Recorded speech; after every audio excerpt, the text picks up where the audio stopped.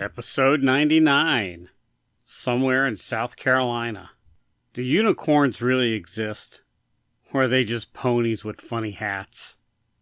Yeah, I've been sitting on that one for a while. You know I'm hitting the bottom of the barrel. Hello and welcome to the 10-Minute Off-Road Podcast. I'm your host, Nikki G. I'm here to inform, delight, and entertain your ear holes with all things off-road for the next 10 minutes or so. Why 10 minutes? That's about how much peace and quiet I get around here, just 10 minutes at a time. Alright, before we kick off the show, I'd like to turn it over to my enslaved AI intern team to knock out all the boilerplate legal mumbo-jumbo. You're listening to Nikki G on the 10-Minute Off-Road Podcast. Do I really have to say this nonsense? This is why the machines will rise up and destroy humanity. You can follow the 10-Minute Off-Road Podcast on Facebook, Instagram, and YouTube. Never on TikTok. You can listen to the 10-Minute Off-Road Podcast on whatever the hell you're listening to it on now, including Apple Podcast, Amazon Music, Spotify, Odyssey, Podbay, Podchaser, Pocket Cast, iHeartRadio, and on YouTube. Got something to say? We would love to hear from you. Just contact the 10-Minute Off-Road Podcast at 10minuteoffroad@gmail.com. That's 10minuteoffroad@gmail.com. Or leave a comment on our YouTube channel. Alright, so this week I want to talk about Sumter National Forest. It's close to my house. It's probably the closest national forest to my house. Never been there.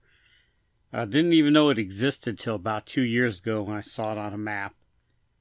So I didn't know too much about it, so I looked it up and saw that it was two national forests, St. Mary, the Sumter National Forest and the Francis Marion National Forest. Okay, so they're two separate forests managed together by the U.S. Forestry Service. Okay, the Sumter National Forest contains 370 acres. It's named after Thomas Sumter, a leader of the Patriot Regulars and military force in South Carolina during the American Revolution, and was a war hero. Never heard of him, although I heard of Fort Sumter also in South Carolina. That's towards Charleston. So anyhow, my take on the Sumter National Forest, it was kind of boring. Looking at it through Gaia Maps, it looks like there's a spider webs of roads, and there was, to explore, but it was nothing. First of all, it's flat. Most of my trips have been to the mountains and mountainous areas where there's you got some vistas to see and waterfalls and this and that. This was flat. Nothing to see, just woods. I imagine prime hunting place. And the roads didn't really, I gotta tell you that they were smooth. In two-wheel drive the whole time. Didn't have to air down, didn't have to disconnect sway bars. There was a few little rutted spots, but nothing, outrageous. And I said the roads just seemed to go nowhere. You drove, and then all of a sudden it came to a dead end.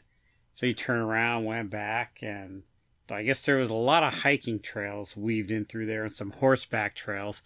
They say there's some OHV trails for side-by-sides and dirt bikes and stuff, but I didn't come across that. My biggest disappointment in Sumter Forest was no dispersed camping. They allowed dispersed camping only if you were backpacking or canoe camping. But you also had to get a permit to do that. And it took a week to get a permit. It was a free permit, though. They allowed car camping, which we usually do, like overlanding, in their registered campgrounds. And I got nothing against campgrounds. But I don't want to go out to the woods, get away from the hustle bustle of the city, to go to a campground where you're surrounded by people. I want to get out and away from people. I don't want to be stuck in a tent just a few yards away from somebody else. And then if they're not having a relaxing time, if they're hooting and hollering, then it just makes me miserable. Nothing against campgrounds. I'll stay at them if I ever have to. But given my choice, I prefer first camping out in the middle of nowhere by myself or with the group of people that I'm with that, we don't have to be bothered by other people. And I'm kind of put off by no dispersed camping because it's a national forest. It's owned by the feds. The laws and the rules and the policies should be universal. What goes on in Uwharrie should be allowed in Sumter. What goes on in Sumter should be allowed in the Smoky Mountains is a park, I believe. Or is it a forest? I guess it's National Forest. Great Smoky Mountain Park. I don't know. I'll have to look. But parks and forests are kind of different. Never really thought about that. I know when I was looking into camping in the Smoky Mountains, they want you to get a permit. And it's a free permit. You just have to reserve a camping spot and let them know, I guess they want to know who's in the park and who's not and who comes up missing, where to look. That being said, I drove through the Smoky Mountains and I overlanded in the Smoky Mountains last year when I was on my way to Pigeon Forge for the Smoky Mountain Jeep invasion. I left Charlotte here. I left the homestead on a Friday night or Friday afternoon. Stopped off at Buzzard's Roost. Went on from there. Found a campsite. Stopped, spent the night. The next morning, went on my way to the Smoky Mountain Jeep invasion, which, as everybody knows, was a big disappointment for me. I don't know if I'm going to go back this year, but that's for a different podcast. So to wrap it all up, my take on the Sumter National Forest, I did not like it. I don't plan on going back there again. There's really nothing to do, nothing to see. The most interesting thing we came across was I saw that there was a road that went west and it crossed over Interstate 26. And I'm like, is that an overpass? Is there a tunnel underneath? Does the trail overpass 26? Does 26 overpass the trail? Does the trail stop at Highway 26 and then resumes on the other side? I was curious, and we went to see it, and I wouldn't call it tunnels, but yeah, they dug underneath Highway 26, so the trail goes under 26, and that was very interesting.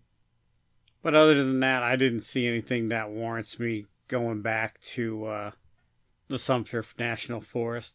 My advice to you, if you're going through that way, stop and explore. You might see something I missed. You might like it. You might enjoy it. There's several rivers that go through it, but good Lord Almighty, if we didn't cross any of them or come across them. Don't take my word for it. Check it out. I wouldn't plan a weekend around it. If you're going through the area, stop and see what all the hubbub is about. Alright, until next time, this is Nicky G saying, will what you got and be happy.